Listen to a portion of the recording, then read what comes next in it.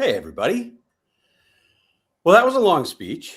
I'm Steve Hayes here with the Dispatch Live. Glad to be joined by my colleagues, Kevin Williamson and David Drucker.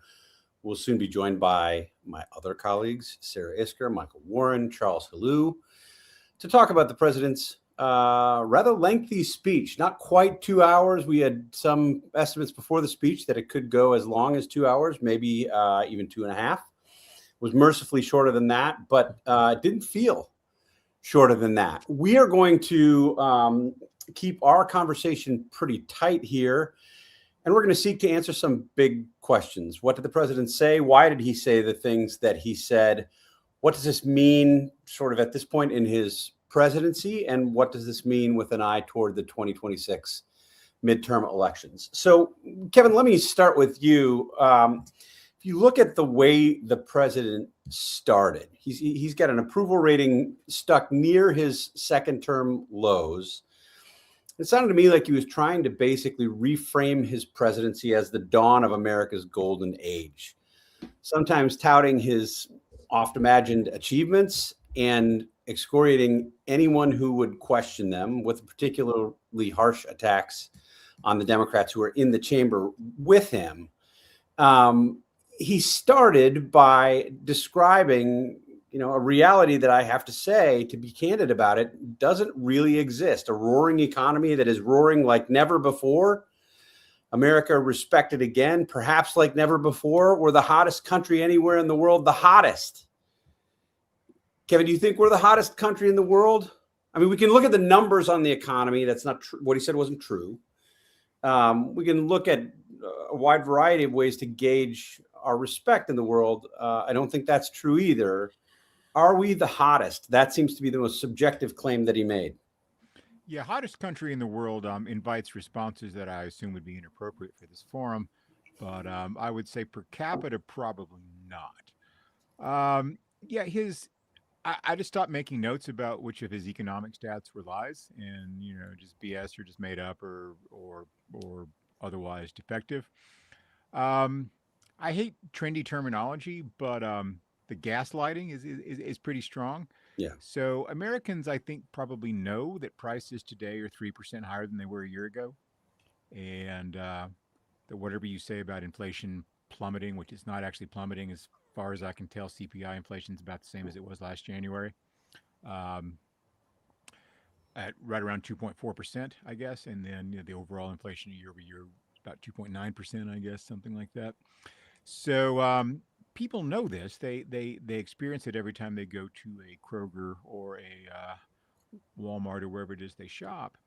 And however many times you say it is not going to talk people out of their own experience and what they actually see.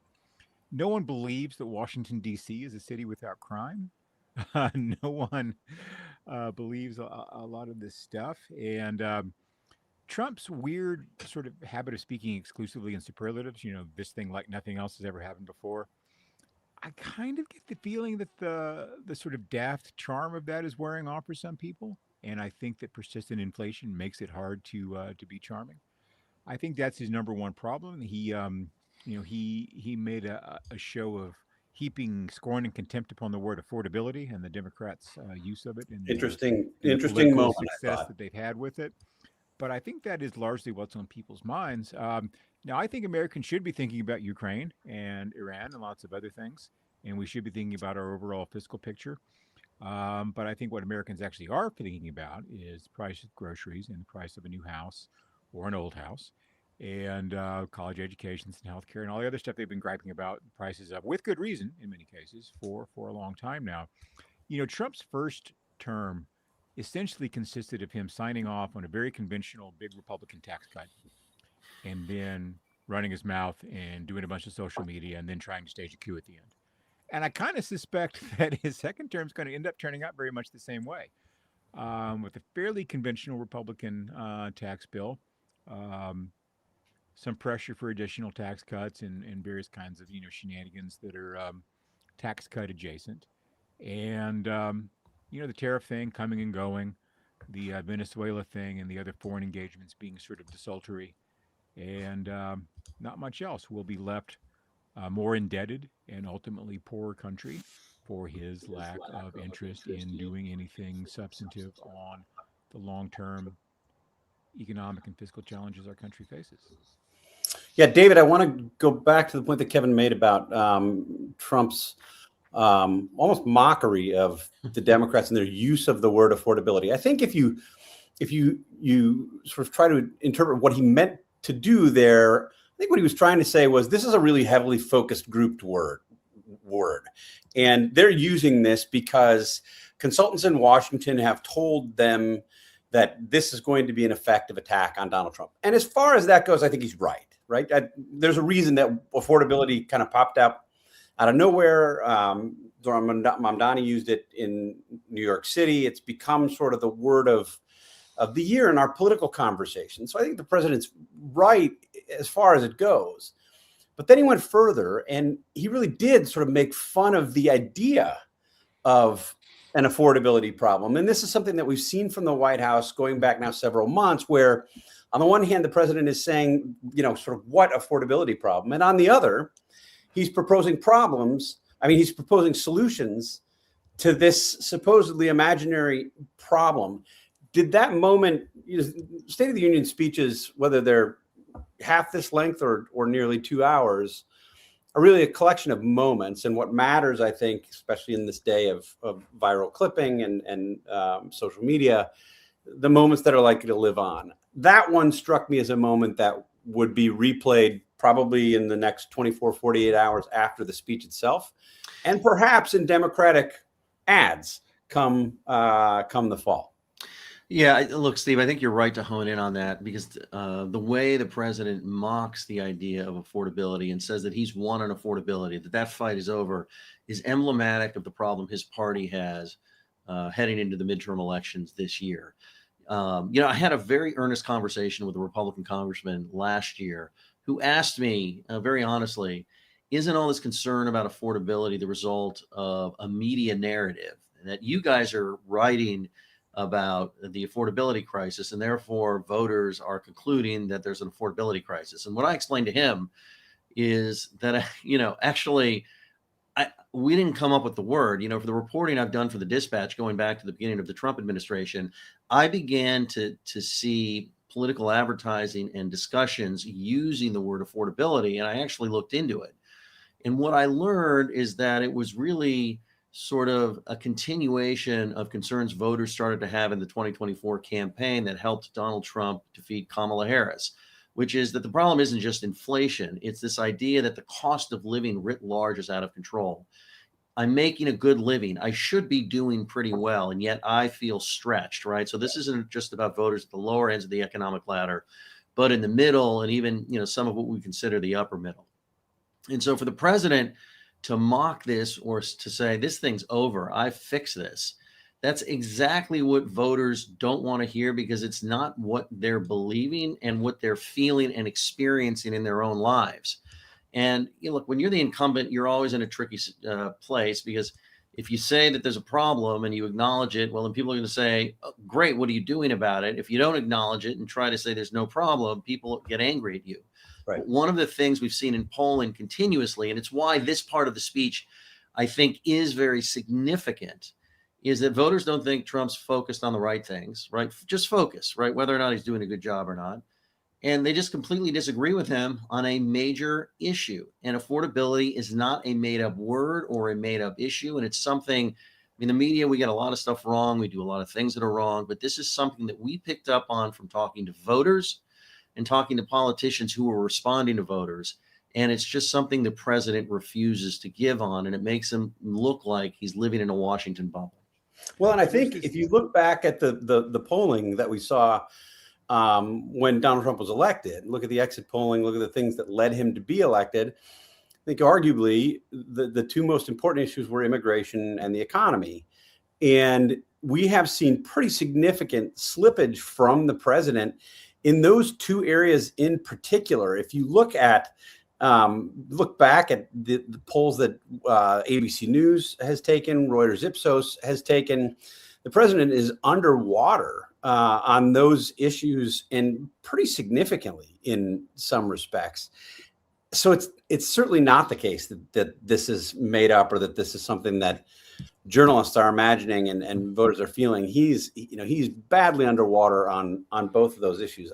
Mike, Warren, what did you see in the speech that stood out for you? Were there other moments that you think are likely to get a lot of attention, either what the president said or the way that Democrats in the chamber reacted to what the president said? We had a couple of moments where Rashida Tlaib and Ilhan Omar basically engaged in a sort of a shouting match with the president, heckling the president as he spoke about immigration in particular. You had other moments where the Democrats, this is such an own goal, where they didn't stand and applaud for things that obviously deserved applause, things that are not controversial, things that are not Donald Trump, whether it's the hockey team, whether it's some of the people that the president, even if it was over the top, and I thought that it was, even if some of it felt like a caricature of the kinds of things that Ronald Reagan used to do, some of these people deserve the applause that they got from mostly Republicans. That struck me as a potential own goal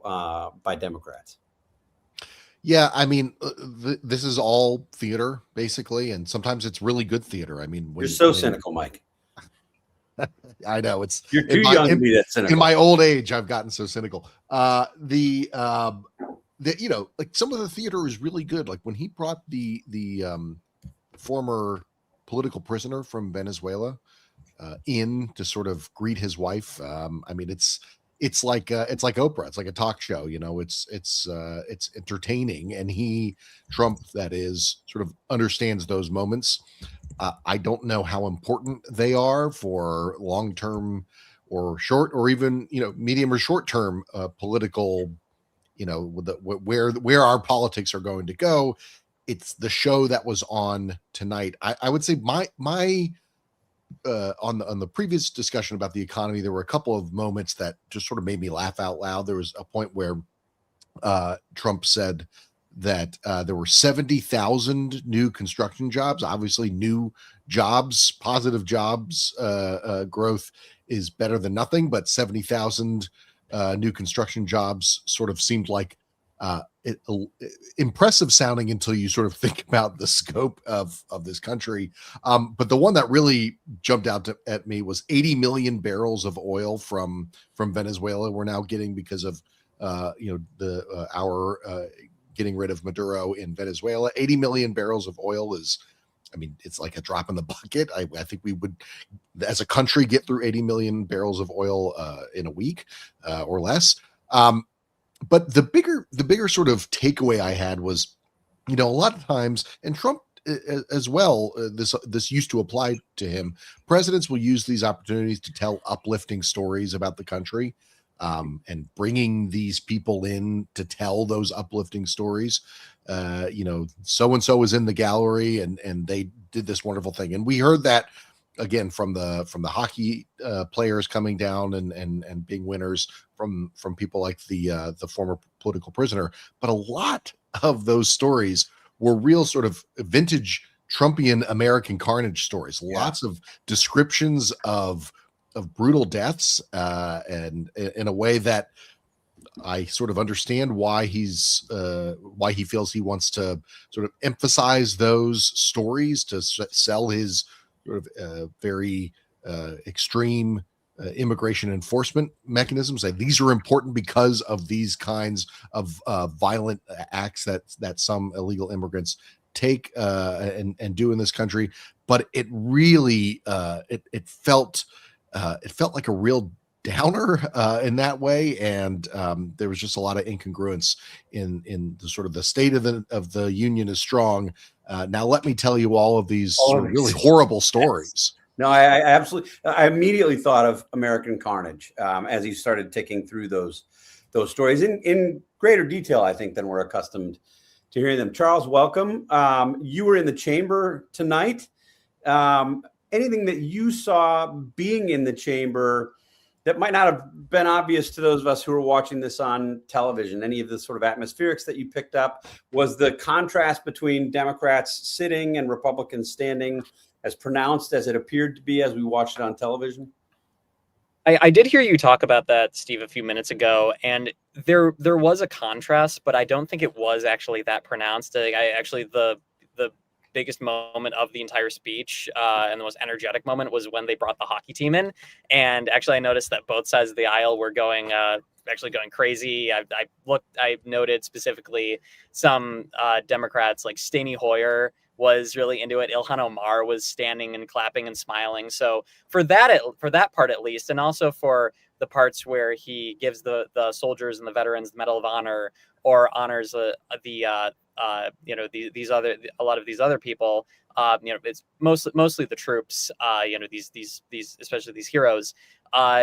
Most of the Democrats did stand. They weren't as energetic as they were or as the Republicans were. So not all of them stood, but I'd say most of them at those big moments did stand and clap. And we were talking about this earlier in the editorial meeting, and Mike just made this point. A lot of it is theater. There's, Trump wants to have this huge House chamber cheering for him and for these people that he's bringing. Democrats, they feel sort of the impulse to cheer for these people, but they don't want this image of the House chamber standing and cheering for Donald Trump. So there's a little bit of hesitation there, and it can be a little awkward. Drucker brought up in the meeting this morning that Democrats sometimes do this weird sit, half stand thing. They weren't doing that, so it wasn't all that awkward. Most people were kind of committing to one posture, but the thing that was the most awkward for Democrats is that a lot of these moments, most of them stood, but not all of them stood. So that's what I observed there. And there were reports in advance of the speech that upwards of 70 Democrats were not going to show up to the speech. Was that obvious being in the chamber? It was notable, actually. It was pretty noticeable that there were a number of Democratic empty seats on the Democratic side. In terms of the Democratic senators, I mean, there were more Democratic House members that were reported, at least in this morning. I saw the number of House members was higher than the number of senators that weren't showing up. But it was especially noticeable for the Democratic senators. I mean, at least from my vantage point, which was I was up in the press gallery, so I was behind Trump, and then I was entirely to the left in the second row. So I didn't have the best view of the section where the Democratic senators were sitting, but their absence was especially noticeable. And then there were the empty seats on the House side, and then there were a few Democrats who walked out during the speech as well. So it was actually pretty noticeable, the absent Democrats. The most notable Democrat I'll note here is actually the number 2 Democrat in the House, Catherine Clark. Leader Jeffries, the minority leader, he was there, but his number 2, Catherine Clark, the whip, she was not there. She was one of these Democrats who skipped. Yeah. You've got a lot of work ahead of you still, so I will ask you one more question and we'll let you go. One of the things that I think we were anticipating seeing, a moment that people wanted to see how it would play out in real life, was when the president addressed the Supreme Court. There were 4 members of the court there tonight, and the president mentioned them. I think people who were thinking that there might be real fireworks, that he might attack them or really go after them. He didn't do that as much. I mean, he certainly made clear he was displeased with the ruling on tariffs from Friday. But anybody looking for a full frontal attack didn't see that. And I was told, I didn't see this myself, that he actually greeted Amy Coney Barrett before he went up to give his speech, which, just within the last couple of days, he was saying that, she's an embarrassment to her family. That didn't happen. Did you see any reaction inside the chamber when the president talked about the Supreme Court and talked about tariffs in particular? No, they remained pretty much stone-faced the entire time. I did observe Kavanaugh and Barrett giving these little kind of tepid claps during the part where they brought the hockey team in. But with that attack, like you said, it wasn't a full frontal assault. It wasn't a horrible insult to them personally. It was, and maybe not the best thing for separations of powers concerns, but it wasn't exactly what we were expecting, and it wasn't what we've seen Trump. It wasn't the treatment that we've seen Trump give to people, or even, as you brought up, give to the Supreme Court justices who voted against him just a few days ago. So we didn't see that type of thing, and then we also didn't see much of a reaction from the 4 justices who were there. 3 of them were in that majority that overruled his tariffs. the lone dissenter being Kavanaugh, who was there.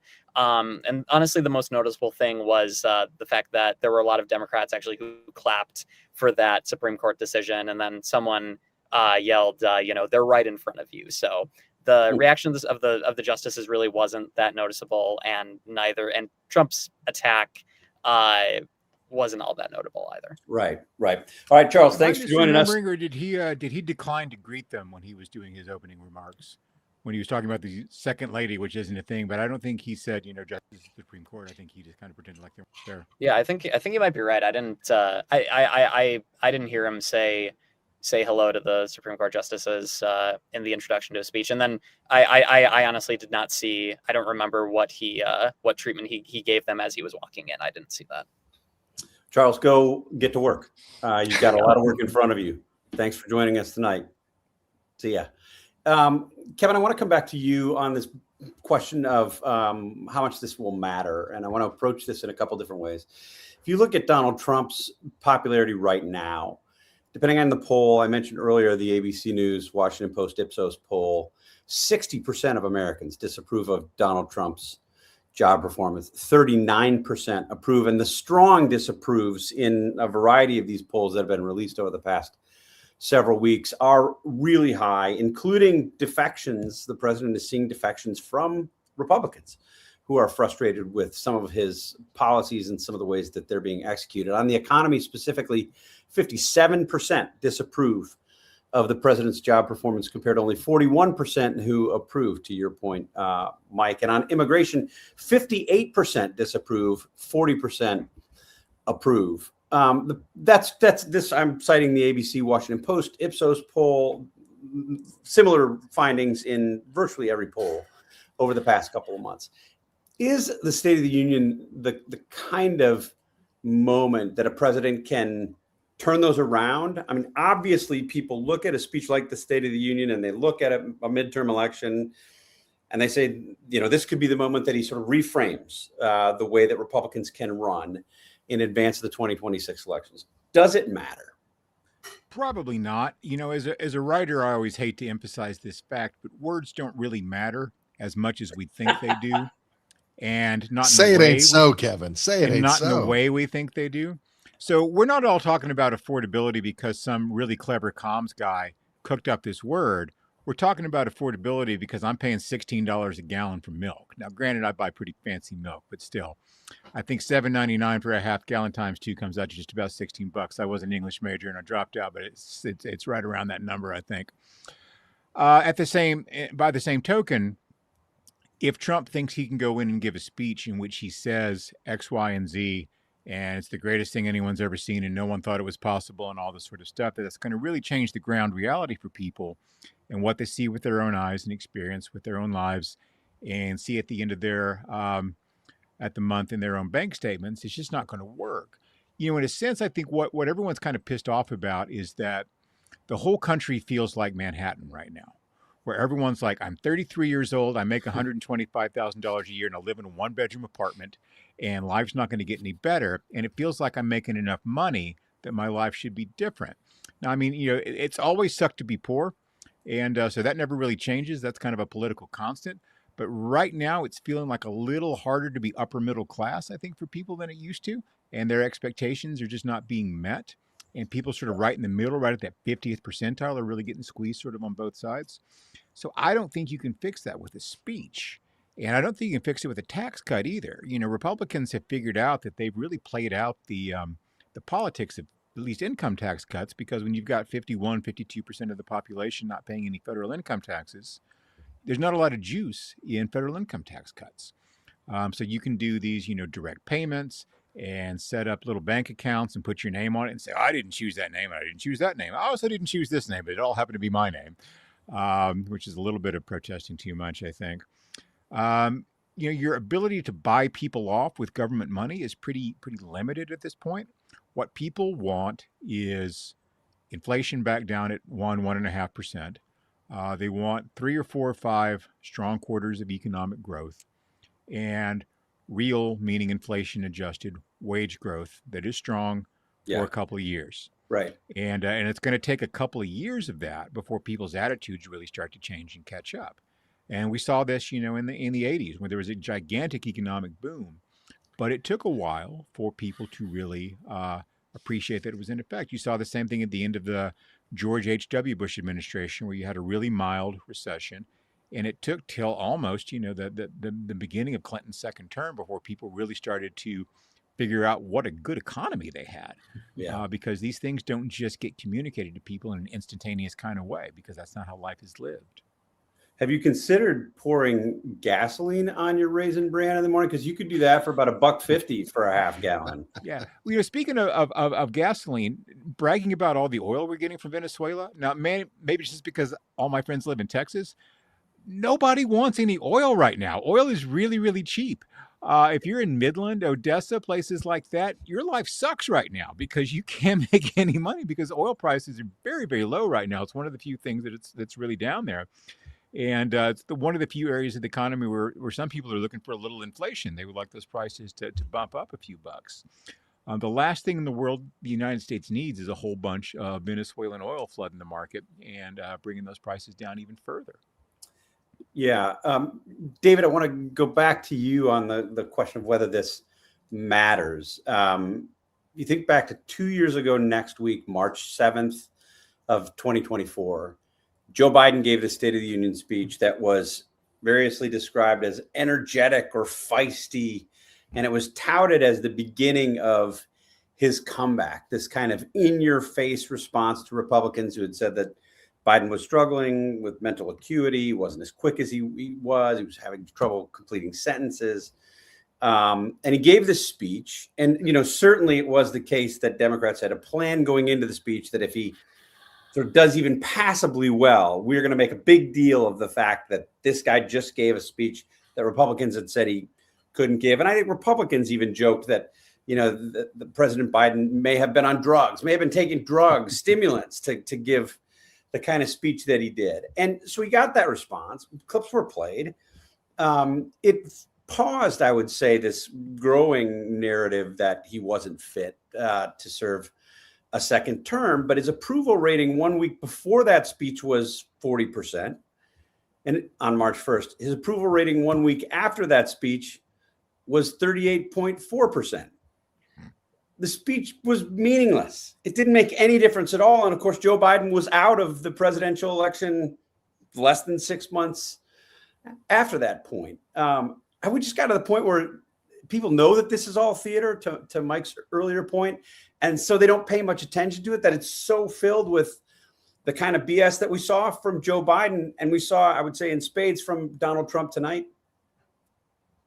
Yeah, I think part of the problem, Steve, is that it's so obvious theater now. It's so obviously theater, right? I mean, there have always been elements in these States of the Union addresses over the years where presidents bring in a few guests and tell some anecdotes, and there are theatrical elements, and, who can blame them? It's on television. It's one of the reasons why presidents years ago started coming to Congress to give these speeches in the age of television. And I think before that in the age of radio. And so, you can forgive them their trespasses on that. I mean, part of the issue is that it's become a caricature of itself. That's number one. Number two, we live in a very politically divided country where our politics are very entrenched, generally speaking. We're not open to hearing what the other side has to say. We don't want to hear what the other side has to say. We don't trust what the other side has to say. And the two parties now have become so combative in Washington that there's not even this sort of, they don't even go through the motions when it comes to unity and to getting along. I mean, a few years ago, there was a big concern about this on Capitol Hill. And remember, there was this movement for Democrats and Republicans to have a seatmate, and they were all going to sit together and intermingle so you wouldn't have the Republican side, the Democratic side. That didn't last too long. But, here's another reason why I think these speeches have become meaningless, aside from the political aspect of this and the fact that the cake is baked in terms of how Americans feel about the parties and the people in elected office. For better or worse, but I'd say in a way, in retrospect, for better, presidents would come to Congress to deliver these speeches, And in these speeches, there would always be a handful of initiatives that required working with Congress to fulfill. And there'd always be this proposal and this ask to work with both parties to try and get these things done. And they were usually pretty flowery things that, at least from the perspective of the goal of the proposal, most people wouldn't object to. And what we've seen over the years, but particularly with Trump, because of his disregard for Congress and his desire to do everything alone, is not even that. I mean, he did, say a couple, times tonight, Congress should codify this, but he didn't come with even like an old Clinton laundry list of proposals and now let's get to work. And so what's the point of coming to Congress to offer a bunch of ideas and proposals if you're not going to work with Congress? And I think finally it has the effect of, in a way, being a turnoff, because it just emphasizes government dysfunction. And people on the right and the left, never mind the center, believe the government is dysfunctional and don't like it. Now, who they vote for, that might be partly their responsibility, I think. But these speeches no longer do anything to even give Americans or many voters, at least for a night, this idea that, hey, maybe government's working a little bit. Yeah, it's a really interesting point that actually hadn't occurred to me. There is almost always some kind of an ask. And not only was there not an ask from President Trump in this speech, in the one area where you think he really ought to have made an ask, Kevin wrote about this for the website yesterday, he didn't make the ask of Congress on tariffs. I mean, that is an area where he certainly should have gone to Congress. In fact, he was defiant and said, I've got all these other options in front of me. I don't really need to go to you. He didn't make a specific ask, maybe asked for broad support, but didn't make a specific ask, which I think was interesting. We're going to wrap here in the next few minutes, but I want to just touch on a couple of kind of big picture issues, at least issues that I care a lot about. Virtually nothing on the debt, on deficits and the debt. At one point, the president declared that he would protect Social Security and Medicare, by which he means he's not going to even propose or entertain reforms to the programs that are driving our debt. And Republicans in the chamber stood and gave him a standing ovation. These, in some cases, the same individual Republicans who voted for the kind of entitlement reforms that Republicans pushed as recently as a decade ago. Mike, there was another moment where he put J.D. Vance in charge of fraud and said, appropriate said, for so many reasons. Makes one to know one. Oh, boy. Right themselves. And said that sort of led people to believe that really we're going to be able to balance the budget very soon because J.D. Vance is in charge of ending fraud. No, Trump actually said, overnight, you get rid of the fraud, you balance the budget, right. Which is balance it overnight. Exactly. Because we're going to fix some welfare fraud cases in Maine. Is that not, does the math not work on that? I haven't done, I misplaced my envelope where I was doing the back of the envelope math, but I don't think it works that way. You have to at least also have waste and abuse thrown in there with fraud, I think. This is Washington. We don't do math here. Exactly. Can I say, I know I interrupted you, Steve, but the thing that, if we are talking about what to look ahead for, the thing that I was most disturbed by was, and it to the point where he says things like this, the president says things like this, and people maybe don't even bat an eye, but there was a moment where he was talking about voter fraud and elections. And he said in sort of a part of his kind of going after Democrats for not supporting things like voter ID and the SAVE Act, which is this federal legislation we've talked about on the Dispatch podcast recently. In the process of criticizing Democrats for that, he said this phrase. He said, the only way they, meaning Democrats, the only way they can get elected is to cheat. And as Kevin suggested, this second term of Trump, could very well end with some kind of attempt to deny an election result. Maybe it will happen in these upcoming midterms. But the fact that the president is sort of out there saying something so corrosive, the only way the other party could ever get elected is if they cheat. It just symbolized, I think, to me, the sort of the degradation of some of what Drucker was just talking about this sort of even pretending to get along for the sake of presenting a kind of united front. Hey, the government, hey, we fight about things here and there, but we're all on the same team America here. There was just really no attempt at it. And hey, maybe that's good. Maybe we should stop pretending that there is that sort of unity if there isn't. But it seemed particularly vicious and particularly alarming, given all the things that we've been writing about at the Dispatch and talking about at the Dispatch about the concerns. Legitimate, I think, that Trump could deny an election that doesn't go his way just as soon as later this year.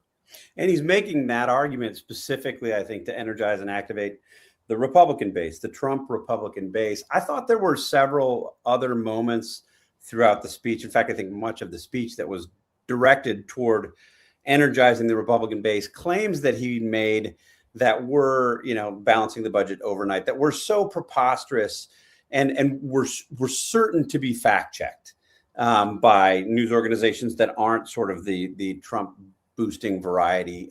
He claimed record jobs numbers. The Wall Street Journal had a fact check out about that almost immediately, saying the president claimed the job market as robust during his State of the Union, saying more Americans are working today than at any time in the country's history. The job market actually weakened last year as companies slowed hiring. There was another moment where he claimed that he had, with his prescription drug policies, proposals, taken prescription drugs from being the highest prices in the world in the United States to the lowest. Prescription drugs, he claimed, are the lowest priced in the United States now today. Not true. There were other claims about economic growth, stagnant economy.